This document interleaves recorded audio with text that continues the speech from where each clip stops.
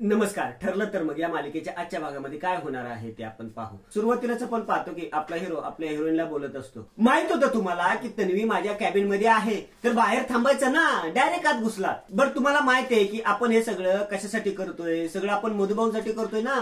हे माहित असून तुम्हाला तुम्ही डायरेक्ट आत आला. हे सगळं आपण विचार करून ठरवून प्लॅन केलं होतं, याची सगळी तुम्ही वाट लावली. बघा आता जर तन्वी खरं नाही बोलली तर रिस्पॉन्सिबिलिटी तुमची असेल, माझी नसेल. आपले हिरोईन रडायला लागते. आपला हिरो नुसता तिच्याकडे बघत राहतो. आपली हिरोईन बोलते, मला माफ करा, मी तुमच्या ऑफिसला यायलाच नको होतं, माझी चूक झाली. आणि ती जोर जोर रडायला लागते. आपला हिरो बोलतो, हे बघा तुम्ही रडू नका, प्लीज प्लीज रडू नका. आपली हिरोईन पाठीमागे जाऊन रडत बसते. आपला हिरो मनातच बोलतो, मेलो आता ह्या रागवलाय की माझ्याशी बोलायचे नाही. मग आता यांची समजूत कशी काढू मी? आपला हिरो मोबाईलवर मेसेज पाठवतो सॉरी म्हणून. आपली हिरोईन मेसेज बघते आणि गालात हसते आणि रडत राहते. आपला हिरो एका कागदावर सॉरी लिहितो आणि तिला दाखवतो, तरी ती रडतच राहते. आपल्याला कळत नाही की आता तिची समजूत कशी काढायची. इकडे साक्षी नागराजला बोलत असते, प्रियाला सांभाळण्याची जबाबदारी सर्वस्वी तुमची होती, ते तुम्हाला पहिल्यापासून जमलेलंच नाहीये. बघता ना आतापर्यंत तिचं वागणं. ही अशी जर वागत राहिली ना तर एक ना एक दिवस आपल्याला डिस्ट्रॉय करेल ती मुलगी. यावर नागराज बोलतो, हो कळतंय कळतंय, ती पोरगी 24 तास माझ्या घरात राहते, सारखी माझ्या माग माग फिरते. काय करायला गेलो काय होऊन बसलंय. कधी कधी असं वाटतं ना गळा दाबून विषय संपून टाकावा तिचा. यावर साक्षी बोलते, हा हे चोख अजिबात करू नका. तिच्या अंगाला बोट जरी लागलं ना तरी तो व्हिडिओ व्हायरल करेल ती. आणि आता काय ती मेली तरी व्हिडिओ राहणारच आहे. त्यामुळे असले विचार डोक्यातही आणू नका. एवढ्यात महिपतचा फोन वाजतो. महिपत बोलतो, तुमचं झालं असेल तर जरा फोनवर बोलू का? साक्षी आणि नागराज दोघं गप्प बसतात. महिपत फोन उचलतो आणि बोलतो, बोला साहेब. महिपतचा इन्व्हेस्टर बोलत असतो, तूच बोल, मी इन्व्हेस्ट केलेले पैसे कधी परत करतोय? तू जेलमध्ये होता तेव्हा तुझ्या मुलीला मी भरपूर सूट दिली, पण आता मला व्याजासकट सगळे पैसे परत पाहिजे. महिपत बोलतो, देणार ना साहेब, देणार ना, सगळी रक्कम पै न पै परत करणार. तो इन्व्हेस्टर बोलत असतो, खूप वेळ दिला तुला महिपत, मी ते समाजसेवा करायला बसलो नाहीये. 48 तास बस, आता तुला एवढाच वेळ आहे. किमान संध्याकाळपर्यंत माझ्या हातात अर्धी रक्कम तर आलीच पाहिजे, नाहीतर तुझ्या डोक्यावर छप्पर राहणार नाही, हे लक्षात ठेव. महिपत फोन ठेवतो आणि बोलतो, ए इन्व्हेस्टर लोक डोक्यावर बसायला लागलेत, पैसे द्या नाहीतर डोक्यावर छप्पर ठेवणार नाही असं बोलायला लागलेत. आता एवढी मोठी रक्कम कशी काय उभी करायची, आणि ते पण फक्त 48 तासात. साक्षी बोलते, काय 48 तास? अण्णा अहो आता काय करायचं आपण? महिपत विचार करतो आणि बोलतो, आपण कशाला काय करायचं, आता जे काय करतील ते सगळं नागराज शेठ. प्रियाच्या बाबतीत लय मोठी माती खाल्ली तुम्ही. आमच्या समोर लय मोठा दुश्मन उभा केला. माझ्या आणि माझ्या लेकीच्या डोक्यावर जे टांगते तलवार ठेवलेली आहे त्याची किंमत तुम्हालाच मोजावी लागणार नाही का? इकडे कल्पना आजी अस्मी बसलेले असतात. आपला हिरो आपल्या हिरोईनला व्हॉइस मेसेज पाठवतो. आपले हिरोईन तो व्हॉइस मेसेज तिथंच ओपन करते. व्हॉइस मेसेज सर्वजण ऐकतात. आपल्या हिरोईन व्हॉइस मेसेज पाठवलेला असतो, आय एम रिअली सॉरी, माझा आवाज इतका वाढला होता, पण म्हणून इतकं कशाला चिडायचं? सॉरी ना, आता मी कान पकडू की उठा बशा काढू? सर्वजण आपल्या हिरोचा आवाज ऐकून हसतात. पूर्णाजी बोलते, कल्पना, पूर्वीचे प्रियकर प्रियशी कबुतरांकडून संदेश पाठवायचे, आता हा मोबाईल म्हणजेच कबूतर झालाय. कुणी चिडलं तर समजूत घालता येते. अस्मी बोलते, आम्हाला कशाला ऐकवते तुझी love story? Sayali, voice note ना कानाच्या जवळ नेऊन ऐकायची असते, म्हणजे इतरांना ऐकू जात नाही. 4 चौघात कशी ऐकायची असते व्हॉइस नोट, एवढेही तुला माहित नाही का ग? आपले हिरो बोलते, अहो अस्मिता मी बंदच करत होते पण ते. कल्पना बोलते, चुकून वाजलं आणि आम्ही तो नेमका ऐकला. पूर्णाजी बोलते, मग तुमची ही लुटूपुटूची लढाई संपली का नाही? म्हणजे माझ्या नातवाला माफ करणार आहेस ना, का ओट्या बशा काढायला लावणार आहेस? आपले हिरोईन मनातच बोलते, इतकं गोड सॉरी म्हटल्यावर मी यांच्यावर चिडून तरी कशी राहू? आज यांच्या आवडीचा स्वयंपाक करते, म्हणजे यांना कळेल की मी त्यांना माफ केलंय. आपला हिरो लांबून तिच्याकडे बघतच असतो. तो स्वतःशीच बोलतो, मिसेस सायली स्माइल करतात, म्हणजे त्यांनी मला माफ केलं. लाजून आपली हिरोईन तिथून निघून जाते. इकडे महिपत बोलत असतो, आणि मला नको पैसे, डायरेक्ट त्या इन्व्हेस्टरला पाठवायचे. नागराज बोलतो, मी. महिपत बोलतो, तुम्ही नाहीतर कुणी? किल्लेदारच्या फॅमिलीची सुपारी दिली कुणी? प्रियाला खोटी तन्वी म्हणून उभं केलं कुणी? तिला बेलगाम गोळी बनून उधळायला दिलं कुणी?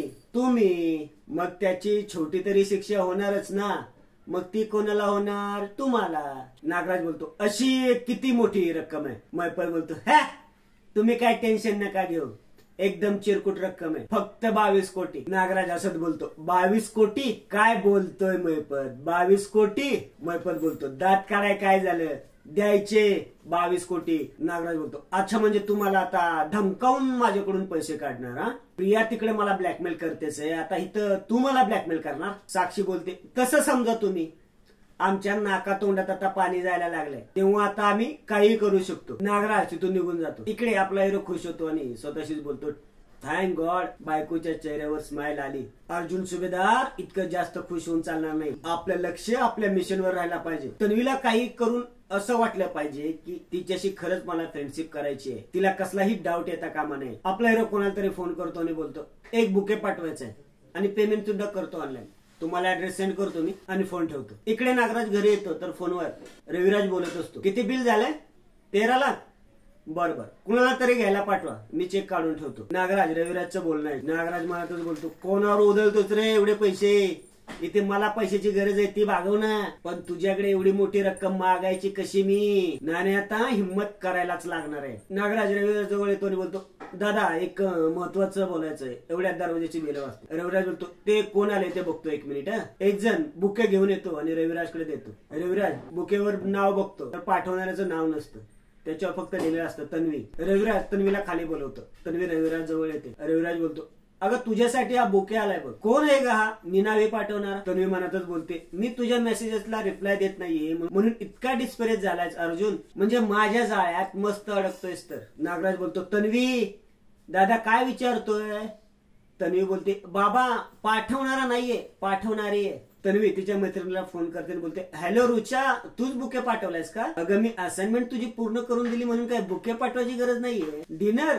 नाही ग, माझे बाबा नाही पाठवणार मला. नाही मी विचारून सुद्धा बघणार नाहीये, तुम्ही एन्जॉय करा ना, आपण क्लासमध्ये भेटूच, बाय. रविराज बोलतो डिनरला जायचंय? तन्वी बोलते नाही बाबा, म्हणजे माझ्या सगळ्या मैत्रिणी रुच्याच्या घरी जाणार आहेत डिनरसाठी, पण मी नाही जाते. मला माहितीये आधीच तुमचा विश्वास उडालाय माझ्यावरून, मी आता तुमच्याकडे काही नाही मागणार. तन्वी रविराजचा हात पकडते आणि बोलते बाबा माझ्यासाठी रुचा नाही, तुम्ही महत्वाचे आहात.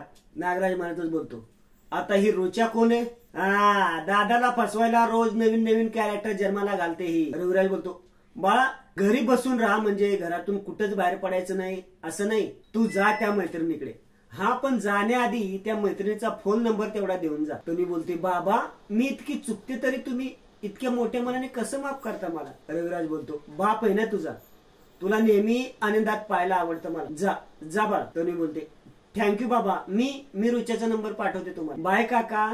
येते. तन्वी निघून जाते. नागराज मनातच बोलतो पुन्हा काहीतरी कांड करणारच ही पोरगी, पण आता हिच्यावर घालवायला माझ्याकडे वेळ नाहीये. दादाकडून 22 कोटी कसे मिळवायचे हे आधी बघायला हवं. नागराज बोलतो दादा मी म्हणत होतो असं की मला हे. रविराज बोलतो एक मिनिट जरा थांब, मला एक फोन करायचा आहे महत्वाचा, आपण नंतर बोलूया आता. रविराज फोनवर बोलत निघून जातो. इकडे तन्वी अर्जुनला फोन करते. अर्जुन हसून फोन उचलतो. तन्वी बोलते अरे मला ना कुणीतरी निनावी बुके पाठवलाय, खूप प्रेमाने पाठवलाय असं दिसतंय. कुणी पाठवला असेल रे? आपला हिरो बोलतो अगं मीच पाठवलाय तुला बुके. ए काय ग, तू काय मला रिप्लाय देत नव्हतीस, कॉल घेत नव्हतीस माझा, मी हर्ट झालो होतो ना म्हणून पाठवला तुला बुके. तन्वी बोलते अरे मी घरी आले ना त्यानंतर मोबाईल बघितलाच नाही, त्यामुळे तुझे मिस कॉलही दिसले नाही, पण आज आपलं बोलणं अर्धवट राहिलं ना.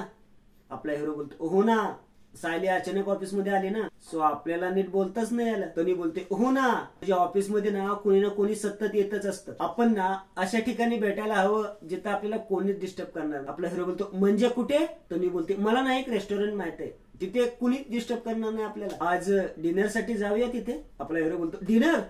हो भेटूया आपण तिथे. तन्वी बोलते ग्रेट, मी तुला लोकेशन पाठवते, भेटू, बाय. तन्वी फोन ठेवते. तन्वी स्वतःशीच बोलते सुभेदारांच्या घरातलं फायनली मला एंट्री तिकीट मिळालंय. सुभेदारांची किती प्रॉपर्टी असेल? लाखोंची, करोडोंची, की त्याच्यावरून ही जास्त? आणि आजचा भाग येथेच संपतो.